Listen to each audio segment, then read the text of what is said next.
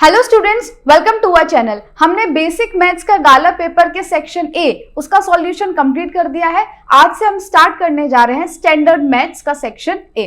ठीक है, तो आज हम करेंगे Gala paper 2 section A of standard maths.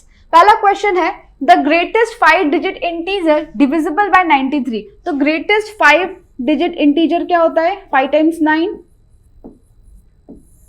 93 से उसको डिवाइड करके देखेंगे। 93, 6, 9, अब बी भी डिवाइड नहीं होगा तो दो साथ में उतारो तो ऊपर एक 0, फिर 93, 5 9 45, 7 7 3 21, 7 9 63 और 2 65, यह आएगा 8 4, फिर 9, अब ये 5 से 5 3 15, 5 9 45 और 1 46, रिमाइंडर क्या बच रहा है? 24। तो हम 999 में से 5 टाइम्स 9 में से 24 को सब्ट्रैक्ट कर देंगे तो आंसर क्या आएगा? 99975। तो 99975 ये ग्रेटेस्ट 5 डिजिट इंटीजर है जो कि 93 से डिवाइड हो जाएगा। तो आंसर इज ऑप्शन सी। चलिए नेक्स्ट क्वेश्चन है dash is the polynomial with 0 7 and 4। तो देखो, जब भी इक्वेशन के या पॉलिनोमियल के रूट्स गिवन है उसके बाद अगर हमको पॉलिनोमियल फाइंड करना है तो उसका एक फॉर्मूला है। क्या है कि x square minus alpha plus beta x plus alpha beta. तो अल्फा बीटा गिवन है, अल्फा हो गया 7, बीटा हो गया हमारा 4। तो अल्फा प्लस बीटा 7 प्लस 4 11 और अल्फा इंटू बीटा 7 इंटू 4 28। ठीक है, तो x square minus alpha plus beta कितना है? 11, तो हो जाएगा 11x plus alpha into beta कितना निकाला अभी हमने? 28। तो पॉलिनोमियल क्या होना चाहिए? X square minus 11x plus 28। तो ये रहा x square minus 11x plus 28। तो आंसर है अपना ऑप्शन ए। फिर नेक्स्ट क्वेश्चन है for a given pair of linear equation in 2 variables if a1 by a2 not equals to b1 by b2 then the pair of equation has dash solutions। तो 3 condition होती है। पहले क्या है? a1 by a2 not equals to b1 by b2। तो ऐसे में unique solution निकल के आता है, यूनिक सॉल्यूशन यानी कि ओनली वन सॉल्यूशन। फिर दूसरी कंडीशन होती है कि अगर a1 by a2 is equals to b1 by b2 is equals to c1 by c2 तो इनफाइनाइट मैनी सॉल्यूशंस। और तीसरी है a1 by a2 is equals to b1 by b2 not equals to c1 by c2। तो उसका क्या आता है? No solution. Clear? तो हमारा आंसर क्या हो जाएगा? a1 by a2 नॉट equals to b1 by b2 unique solution. Option number A is the answer. Okay, फिर नेक्स्ट आता है if alpha and beta are the roots of the equation this और alpha plus beta is equals to alpha into beta. तो k की value find करनी है। यहाँ पे हम फॉर्मूला लगाएंगे alpha plus beta is equals to alpha into beta. तो minus B upon A is equals to C upon A. Minus B यानी कि -2k minus 1 upon 3 is equals to C minus में है तो -k माइनस 5 अपॉन 3। 3 कैंसिल, ये हो जाएगा -2k minus 1 is equals to -k minus 5। Now -2k plus k is equals to -5 plus 1 तो हो जाएगा -k is equals to -4 minus cancel और k की वैल्यू आई 4। ठीक है, तो अपना आंसर है ऑप्शन सी 4। नेक्स्ट क्वेश्चन हमको ऐड करना है 1 2 3 50 तक, उसके बाद फिर रिवर्स हो रहा है 49 48 1 तक। तो हम इसको 2 पार्ट में ऐड कर लेंगे। पहला पार्ट हो जाएगा 1 + 2 + 3 50 तक और दूसरा जो है वो रिवर्स हो रहा है 49 48 प्लस 1 तक। ठीक है, अब ऐड करना है तो SN वाला फॉर्मूला लगाएंगे n/2 A plus A N plus N dash by two A dash plus A N dash.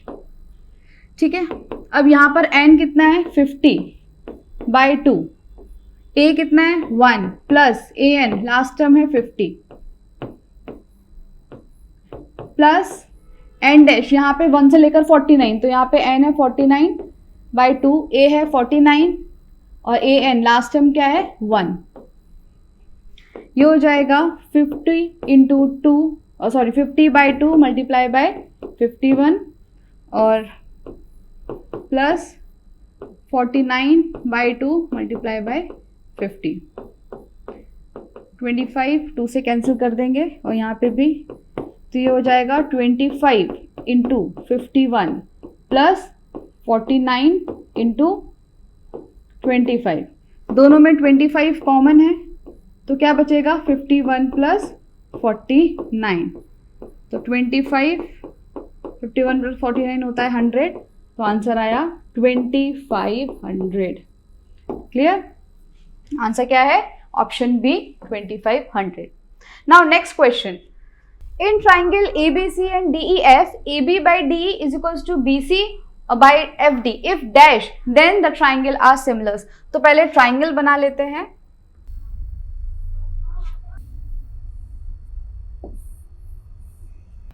ये ट्राइंगल ABC, AB के बराबर है DE, DE, तो AB के बराबर हो गया DE और BC से इक्वल होगा FD, तो ये हो गया। ठीक है, AB DE और BC FD, तो ये वाली साइड सेम है और ये वाली साइड सेम है। ठीक है, तो साइड एंगल साइड से ये दोनों ट्राइंगल सिमिलर हो सकते हैं, तो यानी कि अगर एंगल B और एंगल D इक्वल हो तो साइड एंगल साइड से ये दोनों ट्राइंगल इक्वल हो जाएंगे, तो हमारा आंसर है option C, angle B is equals to angle D। Next, triangle ABC के जो 3 वर्टाइसेस हैं उनके कोऑर्डिनेट्स देके रखे हैं, हमको बताना है कि ये जो ट्राइंगल है ये कैसा होगा। तो जो डिस्टेंस का फॉर्मूला है वो अप्लाई करेंगे यहाँ पर, under root x2 minus x1 whole square plus y2 minus y1 का होल स्क्वायर। पहले हम ले लेते हैं a 70 और b 08, फिर BC B 08 और C 78, फिर C और A, C 78 और A हो जाएगा 70। यहाँ पे D इज इक्वल्स टू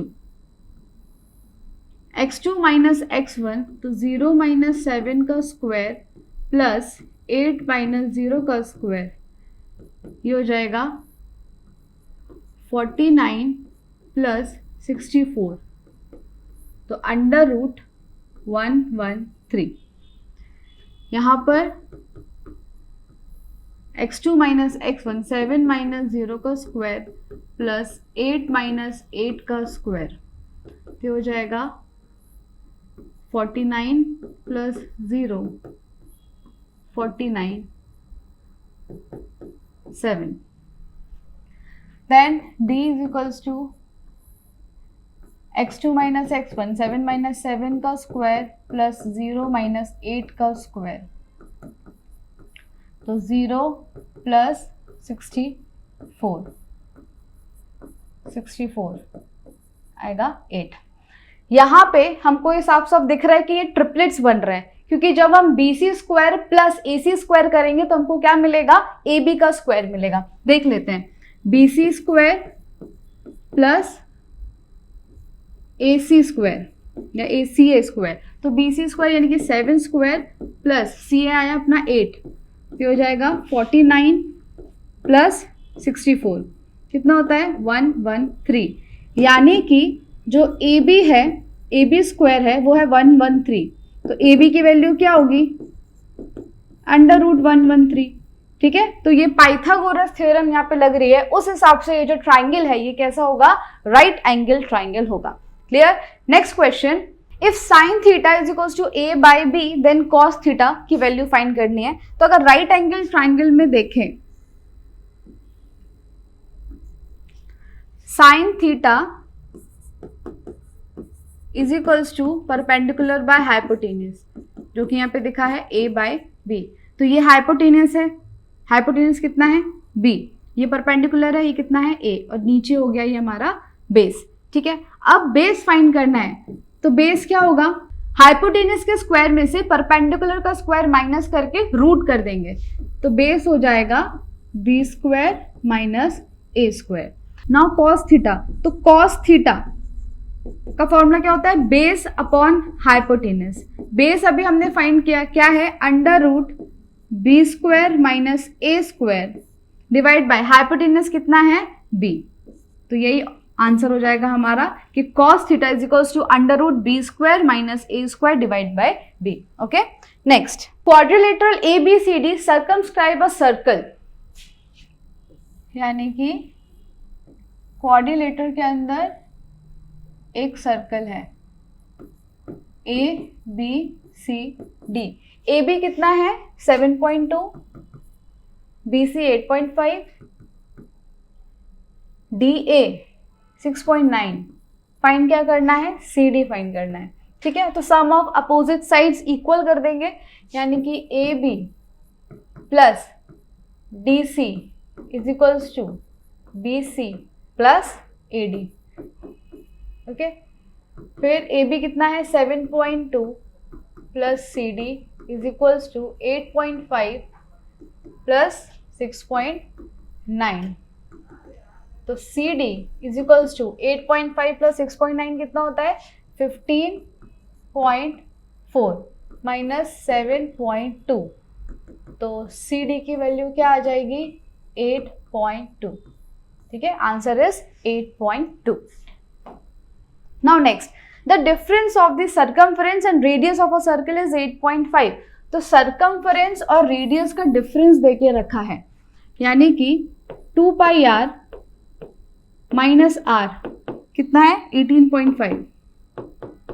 यहाँ से हम r कॉमन निकालेंगे तो बचेगा 2 pi minus 1 is equals to 18.5। Value put कर देंगे पाई की, तो r ब्रैकेट में 2 into 22/7 minus 1 is equals to 18.5। ये हो जाएगा 44/7 माइनस 1 इज इक्वल्स टू 18.5। फिर 44 माइनस 7 कितना होता है 37/7 इज इक्वल्स टू 18.5। तो r की वैल्यू हो जाएगी 18.5 को 185/10 डेसिमल हटा दिया, और ये रेसिप्रोकल हो जाएगा 7/37। अच्छा, 37 5 जा 185, 5 7 जा 35/10। तो रेडियस कितना आया, हमको रेडियस मिल गया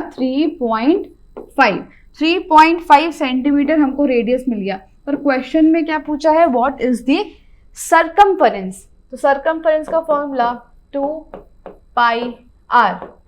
2 पाई अभी हमने देखा क्या है 44/7, और r कितना आया 3.5, तो 35/10। 7 1 जा 7 5 जा 5 4 जा 20, 5 4 जा 20 और 2 22/10। Therefore, circumference of a circle कितना होगा 22 centimetre is the answer. Clear, 22 centimetre. Now next question. If the radius of a sphere is doubled, its volume become dash times the volume of original sphere। तो volume of a sphere का formula क्या होता है, volume of a sphere is equals to 4/3 pi r cube. अब क्या करना है, radius को डबल कर देना है। ठीक है, तो ये हो जाएगा 4/3 पाई 2r क्यूब। तो 4/3 पाई 8r क्यूब। क्या चेंज आया, तो 4/3 पाई r क्यूब इंटू 8। तो कितने टाइम्स, जो ओरिजिनल वॉल्यूम है वो कितने टाइम्स इंक्रीज हो गई, तो आंसर है 8 टाइम्स। क्लियर? अगर रेडियस डबल करेंगे स्फीयर का तो उसकी वॉल्यूम 8 टाइम्स से इंक्रीज हो जाएगी। Now next question, if the mean of the following frequency distribution is 2.6 then find the value of y। तो xi है 1 2 3 4 5 और fi है 4 5 y 1 2। इसका टोटल कर लेंगे तो क्या आएगा, 5 4 9 10 12 प्लस y और xi fi 4 10 3y 4 10, ये हो जाएगा 10 20 28 प्लस 3y। ठीक है, मीन का फॉर्मूला क्या होता है, sigma F I X I upon sigma F I. Mean दे के रखा है हमको 2.6, तो 2.6 is equals to 28 plus 3y divide by 12 plus y। अब ये यहाँ मल्टीप्लाई हो जाएगा, तो 12 6 72, 12 2 24 और 7 कितना हो जाएगा 31.2 plus 2.6y is equals to 28 plus 3y। Now 2.6 यहाँ आ जाएगा, माइनस हो जाएगा, तो 3 माइनस 2.6 कितना होता है 0.4y is equals to 31.2 minus 28। Therefore 0.4y कितना आ जाएगा 3.2, तो y की वैल्यू आ गई 3.2 बाई 0.4, डेसिमल चले जाएंगे और 4 8 जा 32। Therefore y is equals to 8। क्या आंसर आया 8। Next question, state whether the following statements are true और फॉल्स। तो पहला क्या है, the probability of an impossible event is 0, तो ट्रू है, और सर्टेन इवेंट की प्रोबेबिलिटी होती है 1। फिर है if 7 is one of the zeros of polynomial px, तो k की वैल्यू 15 होगी। इसको चेक कर लेते हैं, px यानी कि p की जगह 7 रखना है, x square plus K X minus 105 is equals to 0। तो ये हो जाएगा 7 square plus 7k minus 105 is equals to 0। 49 plus 7k minus 105 0, तो 7k माइनस 56, 105 माइनस 49 करेंगे तो 56 आएगा साइन ग्रेटर का, तो 7k हो जाएगा 56 और 7 8 जा 56 होता है, इसलिए k की वैल्यू क्या है 8, पर यहाँ पे k की वैल्यू क्या देके रखी है 15, इसलिए ये स्टेटमेंट कैसा है फॉल्स। फिर नेक्स्ट क्वेश्चन है the discriminant of the equation this is 0, तो चेक करेंगे discriminant d is equals to B square minus 4ac, तो ये 0, बी स्क्वायर कितना है यानी कि 20 माइनस 26 का स्क्वायर माइनस 4, a है 1 और c है 169। ठीक है, यहाँ पे चेक करते हैं 21 का स्क्वायर कितना होता है, सॉरी 26 का स्क्वायर कितना होता है 676 माइनस 4 इंटू 196, तो ये भी क्या आएगा 676, तो 0, यानी कि जो डिस्क्रिमिनेंट आया वो क्या आया 0 आया, इसलिए स्टेटमेंट कैसा है ट्रू है।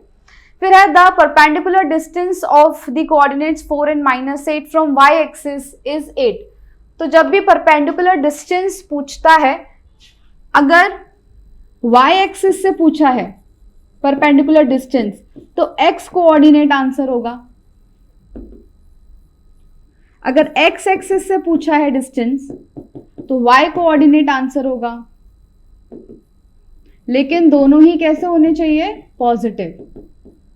ठीक है, तो यहां पर y एक्सिस से परपेंडिकुलर डिस्टेंस पूछा है तो आंसर होगा x कोऑर्डिनेट यानी कि 4, पर यहां पे देके रखा है 8, इसलिए ये स्टेटमेंट भी कैसा है फॉल्स।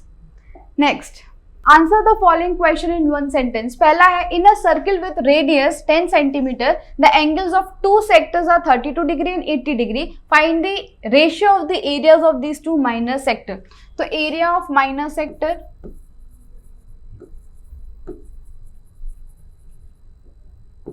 Is equals to